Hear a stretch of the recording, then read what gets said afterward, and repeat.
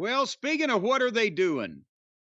One of the matches I was looking forward to, unfortunately, again, let me down. Some of my almost peers, they're the next generation down from me. The TNT title, no disqualification. That should have been the tip-off. I was just paying attention to the fact it was Edge versus Christian. Christian, of course, accompanied by Nick Plain and Nick Plain's mom. And I thought, okay, before I dwelled on the no DQ stipulation right after Edge's entrance when the fight began on the stage / ramp of the thing, two professionals. Again, two guys that can work their ass off if they want to, and they should have some element of psychology if they just use the ring. Boy, we'll see some of the element of the art of professional wrestling. And instead, because Edge is retiring, they want to have fun. They want to tickle the kids in the back, the indie wrestlers that did what they did because Edge and Christian came up with all this ladders, tables, and chairs bullshit and pretty much led to a goddamn ruination of the business now that I think about it. But they could have had a fucking match, but they didn't. And they're over, so it woke the fans up. I hated to see it because they're so much better than this type of thing. But the people wanted to see it. And they worked hard and they were serious, even though what they were doing in some cases was preposterous. And Edge is a Hell's Angel now. He looks like Don Fargo. But from the start, when they were in the fucking ring, the crowd was chanting, "We want tables." They have partially led to ruining the fans because we want tables. We want fucking whatever the fuck. And then they run up into the general admission seats and they have the fight up the stairs and then the fight in one of the, what do you call the level there, Brian, between the real cheap seats and the fucking lower cheap seats, the fucking aisleway there. The mezzanine reserved. There you go. And then Edge jumps off one of the railings and crossbodies both because Nick's up there too. And they get the holy shit, and then they do the fight walk down the stairs again. I wrote I'd love them to start their match, and they went back to ringside and got back in the ring. Edge went for a spear, Christian sidestepped it, Edge went into the post, and they went back to the fucking floor. And I'm like, God damn it, God damn it, God damn it.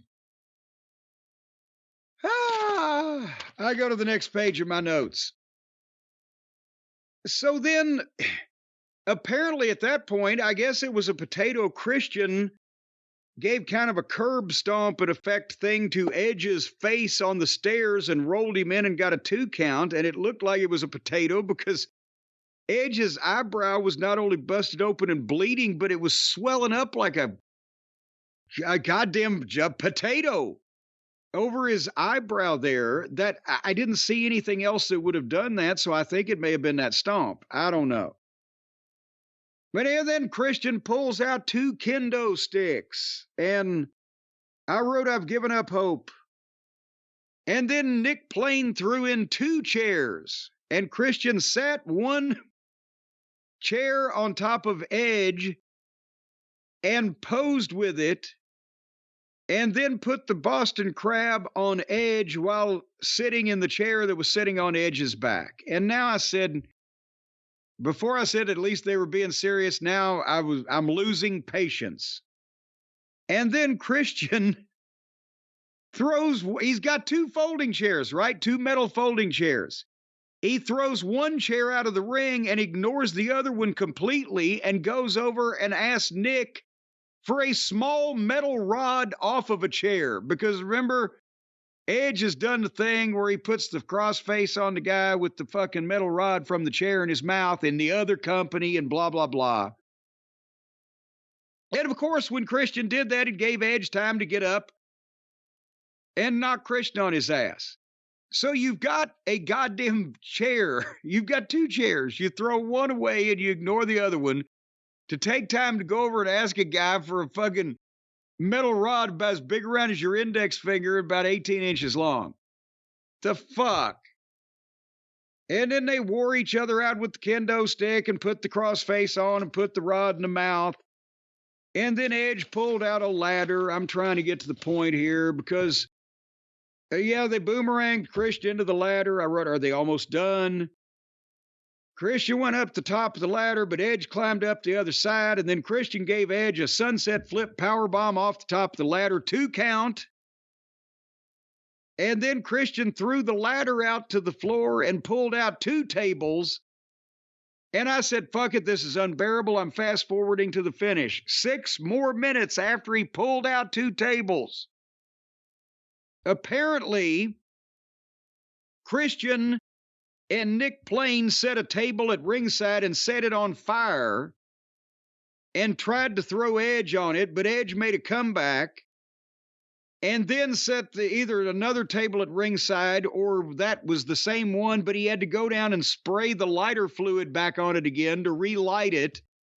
And then he powerbombed Nick off the apron, allegedly through the flaming table, but in trying not to put him down right on the flames, he goddamn threw him over the table and the back of Nick's head hit the fucking concrete. And he turned the table over. And it was a complete outlaw mud show at this point. Just a fucking parody, a complete farce of anything to do with a wrestling show. And then Edge hit his finish on Christian 1, 2, 3 and won the title. But then the dinosaur, Dino Douche, came out and knocked Edge on his ass. And then Christian made Dino give Christian the title shot contract that Dino had won doing whatever the fuck he did.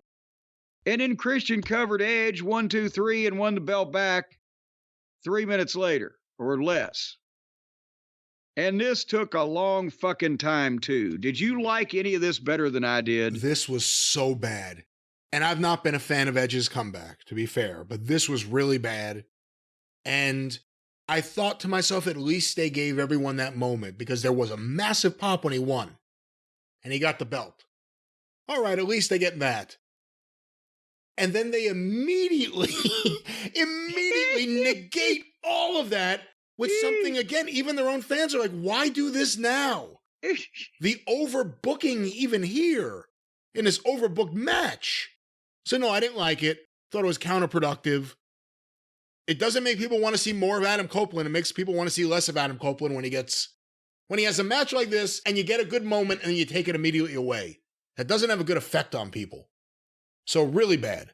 Really, this show is the worst AEW pay-per-view by far. Because Tony can't stop, he can't control himself. He's like Russo on meth. I thought the shit stain was bad. You can't stop this fucking guy. So anyway, then